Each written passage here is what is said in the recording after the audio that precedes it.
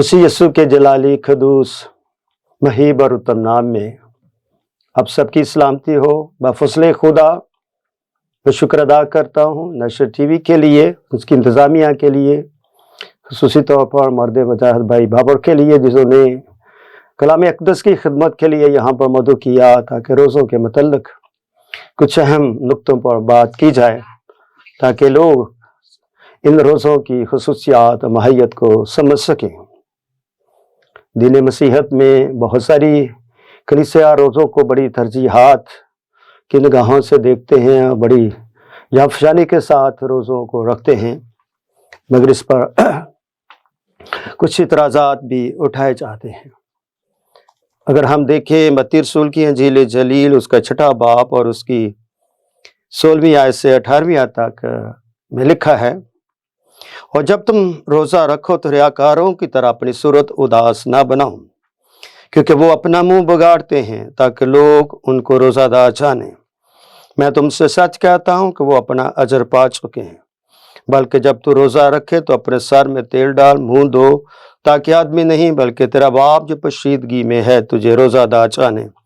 इस सूरत में तेरा बाप जो पोशीदगी में देखता है तुझे बदला देगा। खुदावंद के पाक कलाम के पढ़े और सुने जाने पर उसकी बरकत अब से लेकर हमेशा तक ठहरी रहे। एक और हवाला पढ़ लेते हैं वक़्त को ज़ाया किए बगैर। मत्ती रसूल की इंजील जलील और उसका 9 बाब उसकी 14वीं आयत में लिखा है, उस वक्त यूहन्ना के शागिर्दों ने उसके पास आकर कहा, क्या सबब है कि हम और फरीसी तो अक्सर रोज़ा रखते हैं, तेरे शागिर्द रोज़ा नहीं रखते? यीशु ने उनसे कहा, क्या बराती जब तक दुल्हा उनके साथ मातम कर सकते हैं? मगर वो दिन आएंगे कि दुल्हा उनसे जुदा किया जाएगा, उस वक़्त वो रोज़ा रखेंगे। खुदा उनके पाक कलाम के पढ़े जाने पर उसकी बरकत ठहरी रहे।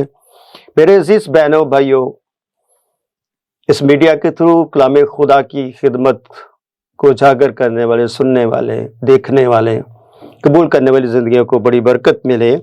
आज हम रोज़े के मतलब बात करना चाहते हैं। रोज़ा जो है फ़ारसी ज़ुबान का लफ्ज़ है, इसको सोम और भरत भी कहा जाता है। जान को दुख देना, फाका करना, रुक जाना। रोज़े के 4 अल्फाज हैं रूह तहज्जी के मतलब। रे जो है, रे का मतलब है रुकना, वा का मतलब है वक्त, और जे का मतलब है जोर, और हे का मतलब है हलीम। जब इंसान रोज़ा रखता है, ये तो बात हमें समझनी चाहिए कि दुनिया के जितने नबी हैं, किसी को खुदा ने रोज़ा रखने के लिए हुक्म नहीं दिया। स्वयं बनी इसराइल कौम को एक रोज़ा रखने के लिए हुक्म दिया गया, दायमी कानून उसको करार दिया गया। जितने भी लोगों ने रोज़ा रखा अपने दुख को दूर करने के लिए, अपनी तरक्की के लिए, मुल्क व कौम के लिए, मगर ये जो रोज़े हैं ये हम पर फ़र्ज नहीं है, ये इख्तियारी रोज़े हैं और कलीसिया ने इसकी तरतीब दी है। और ये रोज़े नेकी के लिए नहीं रखे जाते, बदी को दूर करने के लिए नहीं रखे जाते। मैं समझता हूँ कि ये रोज़े जो हैं हमें मसीह के सलीब और उसकी मसलूबियत और उसके लाही फेल की तरफ हमें गामज़न करते हैं। इसलिए जब हम रोज़ा रखते हैं तो खुदा के नाम से हम ठहरते हैं, रुक जाते हैं, और खुदा के उस वक्त का जो खुदावन में हम वो रोज़े में गुजार रहे होते हैं उसको महसूस करते हैं कि यह वक्त खुदा ने हमें दिया है कि भूख और प्यास में रहकर मसीह यीशु की मसलूबियत और उसकी कुर्बानी पर गौर व फिक्र करें।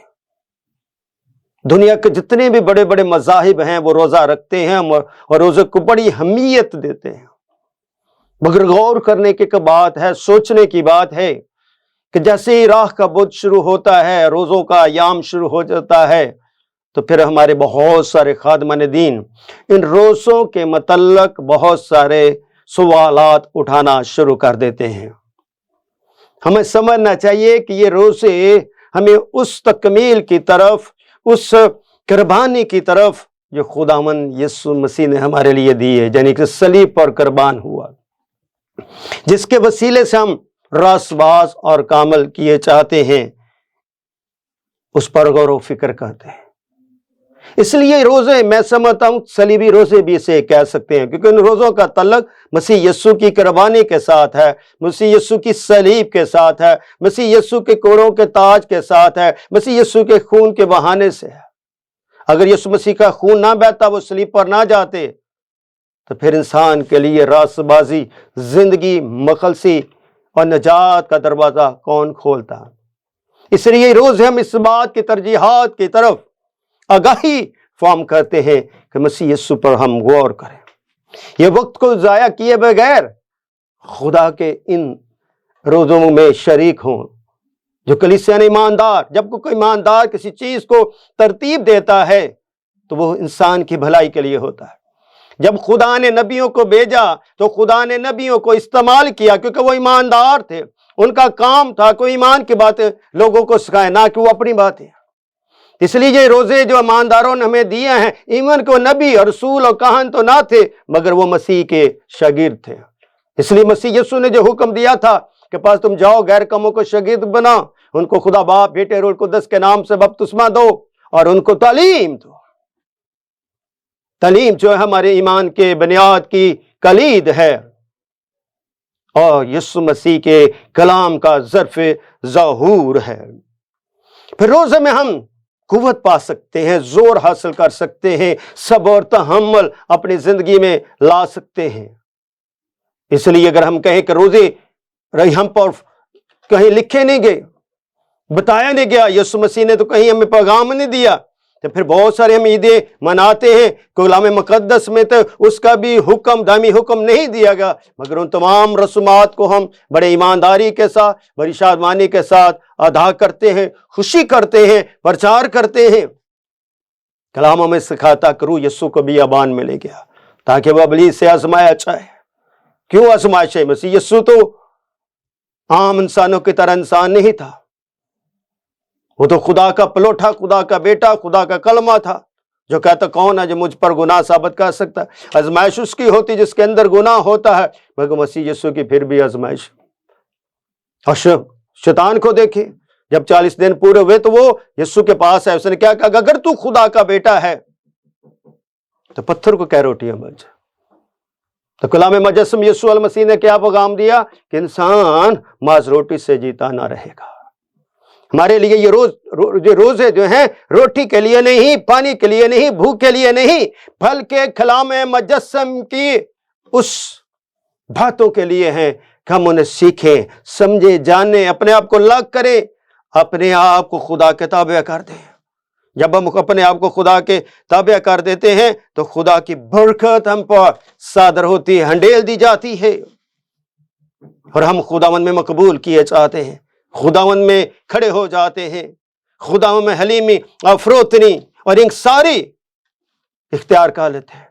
اگرچہ خدا بلند و بالا، پھر بھی وہ خاکسار کا خیال رکھتا ہے۔ زبور نویس فرماتا ہے مبارک ہے وہ قوم جس کا خداوند ہے، زبور 33 میں لکھا ہے۔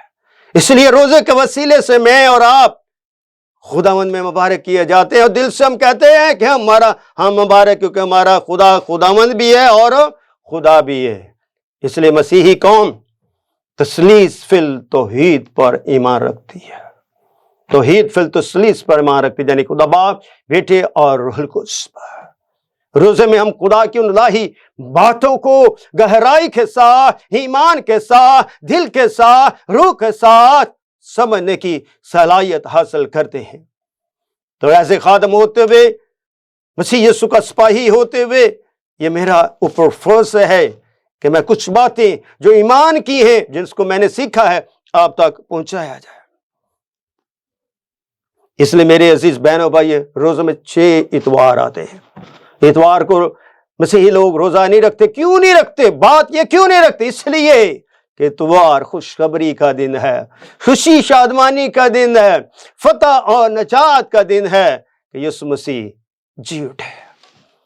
جی اٹھنے کے دن ہم خداوند کا دن کہتے ہیں، اور خوشیوں کے ساتھ اس کے خیمہ میں جاتے ہیں، اس کی حضوری میں پیش ہوتے ہیں، اور خداوند کی حلیمی، خداوند کے اختیار، خدا کے زور، خدا کی عظمت، فضیلت کا تجربہ کرتے ہیں، محسوس کرتے ہیں، اور اپنی کمزوریاں خدا کے آگے پیش کرتے ہیں۔ ان روزوں کو رکھیں، اگر رکھ سکتے ہیں تو رکھیں، کیونکہ یہ نیکیوں کو دور کرنے کے لیے نہیں بلکہ مسیح کے سچے ممسو بننے کے لیے، شاگرد بننے کے لیے، تعلیم پانے کے لیے، کلام کا پرچار کرنے کے لیے رکھے گئے ہیں۔ کیونکہ اسی لیے تو پھر کیا آتا ہے، گڈ فرائیڈے آ جاتا ہے، پاک جمعرات آ جاتی ہے، کھجوری اتوار آ جاتا ہے، مسیح یسوع کے جھٹنے کا دن آ جاتا ہے۔ یہ روزے نہیں رکھیں گے تو پھر کس طرح ان رسومات کو منائیں گے؟ ان تمام رسومات کو جوڑنے کے لیے ایمانداروں نے روزوں کی ترتیب دی۔ میں روزوں کو 4 حصوں پر میں نے مشتمل کیا۔ پہلا نمبر 1 خاکساری۔ روزہ ماتم کا نام نہیں، دکھ کا نام نہیں، تکلیف کا نام نہیں، ٹاٹوڑنے کا نام نہیں، راکھ خاک مٹی لگانے کا نام نہیں ہے۔ روزہ مسیح یسوع میں خاکسار بننے کا ہے۔ قدر انسان ہوتے ہوئے مشکل ہے، مگر پھر بھی روزہ ہمیں یہ پکارتا ہے، یاد دلاتا ہے کہ ہم خاکسار بن جائیں۔ نمبر 2 روزہ ہمیں جو ہے کیا آگاہی دیتا ہے کہ خدا کے حضور ہم دعا کے وسیلے سے شکر گزاری کریں۔ ہم اپنی اپنی ذات کے لیے تو روزہ رکھتے ہیں، اپنے اپنے خاندانوں کے لیے تو روزہ رکھتے ہیں، اپنے اپنی کلیسیا کے لیے روزہ رکھتے ہیں، ملک و قوم کے لیے روزہ رکھتے ہیں، مسیح کے لیے کیوں نہیں روزہ رکھتے؟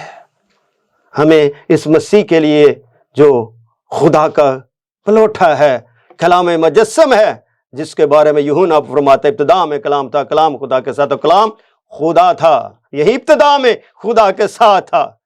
تو سب چیزیں اسی کے وسیلے سے پیدا، جو پیدا کرنے والا کیا، اس کے لیے ہم اس کی الہی فعل میں شریک نہیں ہو سکتے۔ آج شہد کریں، کلام سن کر رحت کریں، خدا کے ان روزوں کے ایام میں شریک ہو جائیں اور مصلوبیت کی طرف اپنے قدموں کو بڑھانا شروع کریں۔ نمبر 3 نہ کچھ کھانا، نہ کچھ پینا، نہ چکھنا۔ تیسری بات ہے نہ کچھ کھانا، نہ پینا، نہ چکھنا، یعنی کہ اپنے آپ کو بھوک میں رکھنا، محسوس کرنا کہ خدا کے اس منصوبے کے میں آپ شریک ہیں، اس کے خون اور بدن کو لینے کی کوشش کریں۔ دنیاوی چیزوں سے ہمارا روزہ مقبول نہیں ہوتا، ہمارا روزہ مقبول ہوتا ہے خدا میں مقبول ہونے کے لیے، اپنے ایمان کو بڑھانے کے لیے۔ نمبر 4 خدا کے حضور حمد و ثنا کرنا۔ سب سے اہم نقطہ خدا کے تخت پہ کیا ہوتی ہے؟ حمد و ثنا۔ زمین پر خدا کیوں اتر آتا ہے؟ حمد و ثنا کے لیے۔ مسیحیت کے لیے حمد و ثنا بہت ضروری۔